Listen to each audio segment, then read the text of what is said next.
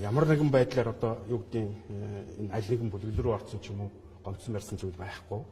Хамгийн гол зүйл чинь энэ парламентын гацаа гаргаж ийж засгийн газрын гацаа гаргаж ийж Монгол төрийн ажил явахгүй бол өнөөдөр бол энэ утаандаа дарагдсан бэрхшээлтэй хэцүү байгаа энэ үеуд хөдөө орон нутагт байж байгаа үйл зөөндөө байгаа отор нүүдэлд явж байгаа малчдын энэ асуудлууд гээд энэ төрийн дээдлийн энэ гацааг маш хурдан богино хугацаанд гаргах чиглэлээр тал талаасаа л ухаанаа зохицуулах хэрэгтэй. Тийм учраас би хэлжсэн бараг сарын өмнө энэ нэг л буруу тишиг явчлаа. Тийм учраас яах хэрэгтэй вэ нөхөр зөвшөөрлөө хийгээч. Болохгүй та нар энэ парламентаа байж байгаа 2-3 хуваагдсан бүлэглэгэд юм хэсэгт болцсон хүмүүсээс төлөөл гаргаж уулзаачлаа. Уулзаад үрдэн төрсөнгөө.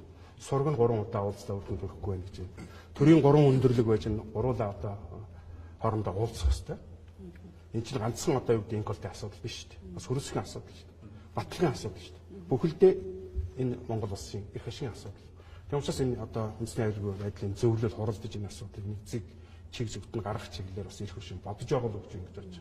Тийм учраас л тэр одоо гар хэсгийг зурсан.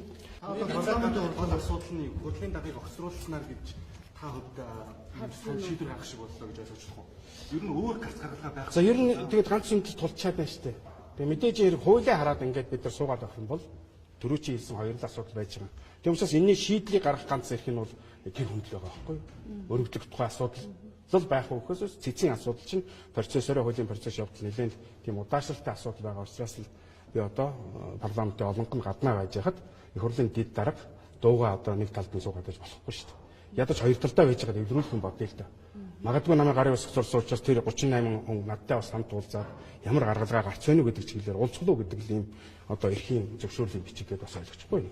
Ардчилсан намын бүлгийн дарга улсын хурлын даргаыг өгцруулах асуудал өөрөө хууль ус учраас ардчилсан намын бүлгийн асуудалд оролцохгүй гэдэг мэдээлэл хийжсэн л та. Тэгэхээр та энэ дээр одоо ингээ гарын усыг ховг шинэхийг зүгээс гарын уск зурчаар бүлэгтэйгээ үл ойлголцох байдалч гэдэг юм уу иймэрхүү ойлгочихно. Бид нар чинь яг л нэг чиг шугамн дээр байж байгаа. Тэгэхээр ардчилсан намын бүлэг бол ер нь улсын хурлын даргаыг өгцруулах байлуртай гэж ойлгож байна. Бага шүү дээ. Бид нар ерөөсөө хоёуланд хариуцлаасан гэж байгаа шүү дээ. Намарж ийсэн.